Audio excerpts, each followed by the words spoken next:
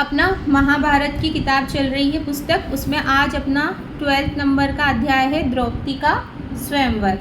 तो चलिए इसे शुरू करते हैं। जिस समय पांडव एक चक्रा नगरी में ब्राह्मणों के वेश में जीवन बिता रहे थे, उन्हीं दिनों पांचाल नरेश की कन्या द्रौपदी के स्वयंवर की तैयारी करने लगे थे। यानी कि पांचाल, अपन ने वो द्रोणाचार्य वाले चैप्टर में पढ़ा था ना कि पांचाल से जो नरेश था द्रौपद, उससे उसकी दुश्मनी हो गई थी। बचपन में वो दोनों फ्रेंड थे, एक ही आश्रम में पढ़ते थे। फिर उसने द्रौपद ने उसको बोला था कि द्रोण को कि मैं बड़ा और राजा बन जाऊंगा तो तुम्हें आधा राज्य दूंगा।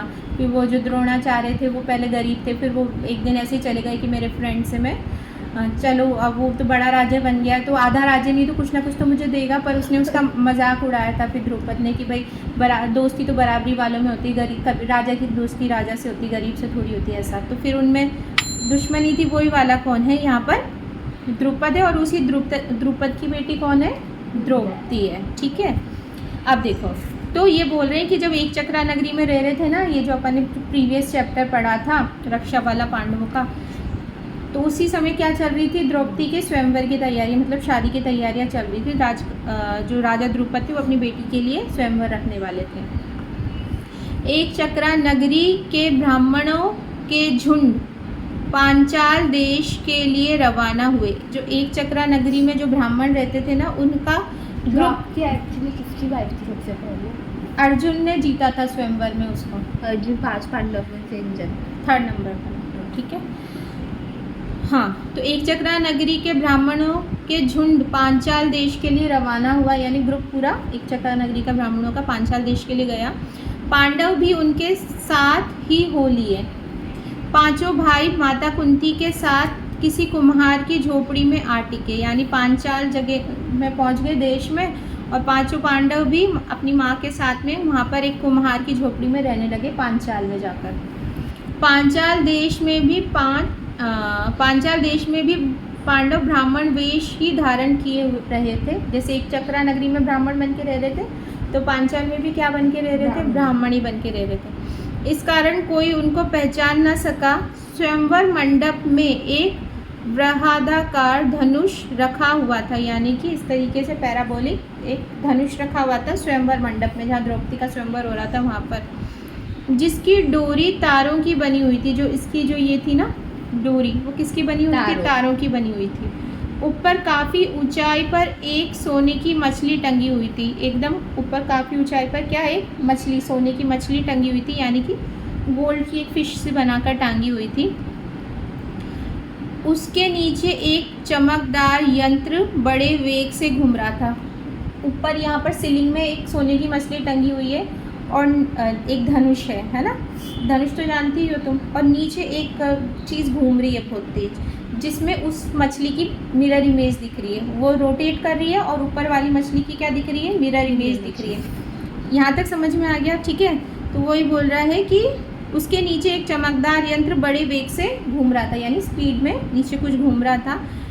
राजा द्रुपद ने घोषणा की थी, यानी द्रौपदी के पापा ने घोषणा की थी कि जो राजकुमार पानी में प्रतिबिंब देखकर उस भारी धनुष से तीर चलाकर ऊपर टंगे हुए निशान को गिरा देगा, उसी को द्रौपदी वरमाला पहनाएगी। यानी कि लाइक पानी में या फिर कुछ इस तरीके का मिरर इमेज जिसमें घूमता हुआ दिखाई दे रहा है। दिख तो रहा है नीचे उसका, पर वो रोटेटिंग है। तो उसमें देखकर ऊपर तीर चलाना है, यानी देखना नीचे है और तीर ऊपर चलाना है। तो उस मछली के एक सेकेंड प्रतिबिंब देखकर उस मछली को गिरा देगा, यानी नीचे देखकर ऊपर तीर चलाना है मिरर इमेज में देखकर। अगर उसको मछली को गिरा दिया, उसी से मेरी बेटी द्रौपदी की मैं शादी कराऊंगा।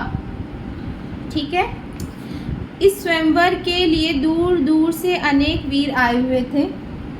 मंडप में सैकड़ों राजा इकट्ठे हुए थे, जिनमें धृतराष्ट्र के 100 बेटे, अंग नरेश, कर्ण। धृतराष्ट्र के भी 100 बेटे आए थे? हाँ, इस मंडप में बहुत सारे राजा थे। उसमें धृतराष्ट्र के 100 बेटे, अंग नरेश, कर्ण भी आया था। श्री कृष्ण, शिशुपाल, जरासंध आदि भी शामिल हुए थे। श्री कृष्ण तो द्रौपदी के भाई, मुंह बोले भाई थे ना। चलो पता नहीं इसमें लिखा हुआ है। दर्शकों की भी भारी भीड़ थी, देखने वाले भी बहुत सारे हुए थे। राजकुमार धृष्टद्युम्न घोड़े पर सवार होकर आगे आए। राजकुमार है धृष्टद्युम्न जो घोड़े पर सवार होकर आगे आए। उसके पीछे हाथी पर, अच्छा धृष्टद्युम्न उसका भाई था, द्रौपदी का भाई, यानी जो राजा द्रुपद है उसके एक बेटा और एक बेटी है। उसके बेटी द्रौपदी है और बेटा का नाम है धृष्टद्युम्न। तो राजकुमार धृष्टद्युम्न घोड़े पर सवार होकर आगे आया और उसके पीछे हाथी पर सवार होकर द्रौपदी आई, यानी उस बहन हो गई ना उसकी धृष्टद्युम्न की। हाथ में फूलों का हार लिए हुए राजकन्या हाथी से उतरी और सभा में पदार्पण किया। हाथी से उतरी द्रौपदी और सभा में आई। पदार्पण मतलब पैर रखा। राजकुमार धृष्टद्युम्न अपनी बहन का हाथ पकड़कर उस मंडप के बीच में ले आया। जो धृष्टद्युम्न था अपनी बहन का हाथ पकड़ के उस मंडप में ले आया। उसके बाद एक एक करके राजकुमार उठते हुए धनुष पर डोरी चढ़ाते और हारते और अपमानित होकर लौट जाते। मतलब उस पर निशाना नहीं लगा पा रहे थे, जो गोल्ड फिश थी ना ऊपर टांगी हुई, क्योंकि नीचे देखकर और वो घूम भी रहा था तो वो निशाना नहीं लगा पा रहे थे। हार गए और अपमानित हो गए। हारने के बाद तो होता ही है ना, वापस लौट रहे थे। कितने ही सुप्रसिद्ध वीरों को इस तरह मुंह की खानी पड़ी, मतलब हार का सामना करना पड़ा। शिशुपाल, जरासंध, शल्य व दुर्योधन जैसे पराक्रमी राजकुमार तक असफल हो गए। जो बहुत ज़्यादा वीर थे वो भी क्या हो गए, असफल हो गए, डिफीट हो गए। तो अच्छा वो था ना, तीर का क्या बोलता है उसको, अच्छा धनुर्धर तीर चलाने वाला, ठीक है। जब कर्ण की बारी आई तो सभा में एक लहर सी दौड़ गई, क्योंकि कर्ण भी अच्छा धनुर्धर था। अपन ने देखा था ना, कर्ण ने उसको, अर्जुन को ललकारा था, वो जो रंगभूमि में खेल चल रहा था कि मुझसे कंपटीशन करो, है ना, याद है ना तुम्हें? हाँ, लहर से दौड़ गई। सबने सोचा अंग नरेश जरूर सफल हो जाएंगे। अंग का राजा था ना कर्ण। अंग देश किसने दान में दिया था उसको? दुर्योधन ने। दान में तो क्या मतलब, दिया था एज ए फ्रेंडशिप। कर्ण ने धनुष उठाकर खड़ा कर दिया और तान कर प्रत्यंचा भी चढ़ानी शुरू की। यानी धनुष ऐसे लिया, प्रत्यंचा उसको बोलते हैं डोरी को। ये तो अर्जुन। ऐसे प्रत्यंचा किसको बोलते हैं, जो नीचे ये होता है ना, एरो का वो जो थ्रेड होता है ना, प्रत्यंचा चढ़ानी शुरू कर दी। डोरी के चढ़ाने में अभी बाल भर की ही कसर रह गई थी, यानी इतना सा ही थोड़ा सा रह गया था। इतने में धनुष का डंडा उसके हाथ से छूट गया। धनुष का जो मेन वो है, हाँ, वो पैराबोलिक, वो उसके हाथ से छूट गया और उछलकर उसके मुंह पर लगा। अपनी चोट सहलाता हुआ कर्ण अपनी जगह पर जा बैठा। मतलब चढ़ा ही रहा था, एकदम से बाय मिस्टेक उससे वो छूट गया और उसके चोट लग गई, तो फिर वो वापस चला गया, अपनी जगह पर बैठ गया। इतने में उपस्थित ब्राह्मणों के बीच से एक तरुण उठ खड़ा हुआ। यानी ब्राह्मण बैठे हुए थे ना, उसमें से एक तरुण, मतलब एक यंग पर्सन खड़ा हुआ, क्योंकि वो सब जो पांडव थे वो ब्राह्मण का ही तो वेश बनाए हुए थे ना। खड़ा हुआ। ब्राह्मणों की मंडली में ब्राह्मण वेशधारी अर्जुन को यूं खड़ा होते देखकर सभा में बड़ी हलचल मच गई कि भाई ब्राह्मण कैसे इस कंपटीशन में पार्ट ले सकता है, इतना कैसे। लोगों में तरह तरह की चर्चा होने लगी। तब अर्जुन ने धनुष हाथ में लिया और उस पर डोरी चढ़ा दी। उसने धनुष हाथ में लिया और उस पर डोरी, यानी ये प्रत्यंचा चढ़ा दी। उसने धनुष पर तीर चढ़ाया और आश्चर्यचकित लोगों को मुस्कुराते हुए देखा। लोग उसे देखते रहे थे। उसने और देरी न करके तुरंत एक बार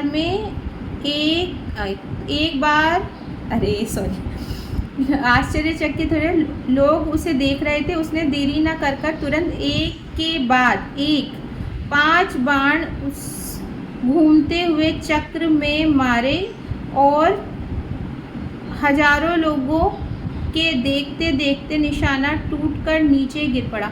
खट खट खट खट 5 एरोज गए और वो जो फिश थी वो नीचे आ गिरी, है ना, सोने वाली। सभा में कोलाहल मच गया, बाजे बज उठे। बाजे तो इसलिए क्योंकि जो मछली गिराएगा उसी से शादी होगी ना द्रौपदी की। उस समय राजकुमारी द्रौपदी की शोभा कुछ अनूठी ही थी, मतलब बहुत ज़्यादा बड़ी और ऐसा थी ना।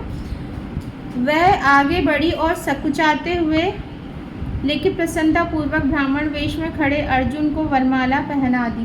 द्रौपदी ने वरमाला किसको पहना दी? अर्जुन को। माता को यह समाचार सुनाने के लिए युधिष्ठिर, नकुल और सहदेव तीनों भाई मंडप से उठ चले गए।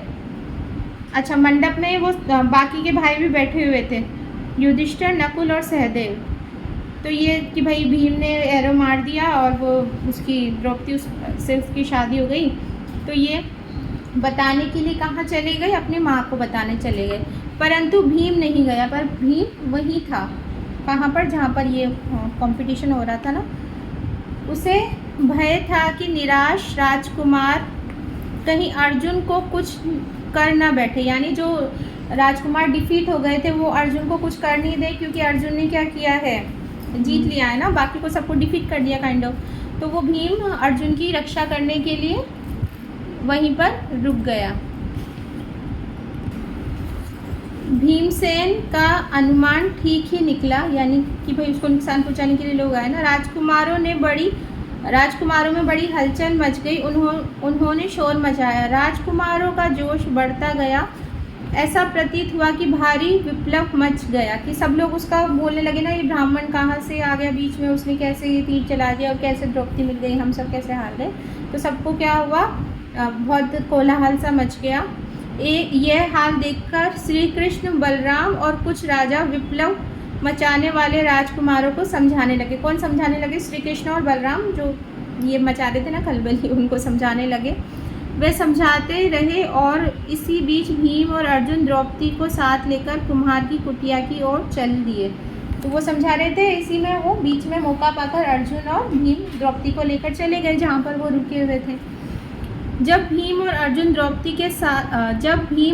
द्रौपदी को साथ लेकर सभा से जाने लगे तो द्रुपद का पुत्र धृष्टद्युम्न, यानी कि द्रौपदी का भाई धृष्टद्युम्न, चुपके से उनके पीछे हो लिया। धृष्टद्युम्न चुपके से पीछे हो लिया। कुम्हार की कुटिया में उसने जो देखा उससे उसके आश्चर्य की सीमा नहीं रही। किसके आश्चर्य की सीमा? धृष्टद्युम्न के आश्चर्य की सीमा नहीं रही। वह तुरंत लौट आया और अपने पिता से बोला, पिताजी, मुझे तो ऐसा लगता है कि ये लोग कहीं पांडव ना हो। उसको शक हो गया कि ये पांडव हैं। बहन द्रौपदी उस युवक की मृगछाला पकड़े जब जाने लगी तो मैं भी उनके पीछे हो लिया। मृगछाला मतलब इस तरीके का जो कपड़ा पहना हुआ था ना, मृग की छाल जैसा, तो मैं भी उनके पीछे हो लिया। वे एक कुम्हार की झोपड़ी में जा पहुँचे। वहाँ अग्नि शिखा की भांति एक तेजस्वी देवी बैठी हुई थी। अग्निशिखा मतलब आग, अग्निशिखा का मतलब है जैसे आग चमकती है तो आग की लो, बहुत कितना सुंदर और प्रज्वलित रूप से चमकती हुई एक देवी बैठी हुई थी, यानी कुंती की बात कर रहा है वो। वहाँ जो बातें हुई उनसे मुझे विश्वास हो गया है कि वे कुंती देवी ही होनी चाहिए। उनकी कन्वर्सेशन सुन के आ गया वो चुप से, तो वो कुंती ही होनी चाहिए। उसने अब पता चलेगा। तब राजा द्रुपद के बुलावा भेजने पर पांचों भाई माता कुंती और द्रौपदी को साथ लेकर राजभवन में पहुंच गए। युधिष्ठिर ने राजा को अपना सही परिचय दे दिया, यानी द्रुपद को अपना एग्जैक्ट वो बता दिया, आइडेंटिटी। ये जानकर कि ये पांडव है, राजा द्रुपद फूले ना समाये। उसको तो और खुशी हुई ना, कि पहले तो सोचा कि मेरी बेटी की एक गरीब ब्राह्मण से हो गई शादी, मैंने ये ऐसी प्रतियोगिता रख दी। पर उसको जब पता लग गया कि वास्तव में ये तो पांडव है, ये तो पांडव तो राजा ही थे ना, ठीक है, फूले ना समाये। उनकी इच्छा पूरी हुई। महाबली अर्जुन मेरी बेटी के पति हो गए हैं, तो फिर द्रोणाचार्य की शत्रुता की मुझे चिंता नहीं रही। द्रुपद, क्योंकि जब द्रोणाचार्य ने शिक्षा दी थी ना अर्जुन को, तो फिर उन्होंने वही बोला था ना कि मेरे को क्या चाहिए गुरु दक्षिणा में, कि तुम राजा द्रुपद को हरा के लेके आओ तभी मेरा बदला पूरा होगा। पढ़ा था ना अपने द्रोणाचार्य में। तब यही बोल रहा है कि वो फिर द्रोणाचार्य की शत्रुता की मुझे चिंता नहीं रही। ये विचार कर उन्होंने संतोष की सांस ली। माँ की आज्ञा और सबकी सहमति से द्रौपदी के साथ 5 पांडवों का विवाह हो गया। तो ये जो अपना चैप्टर था द्रौपदी का स्वयंवर यहाँ पर ख़त्म होता है।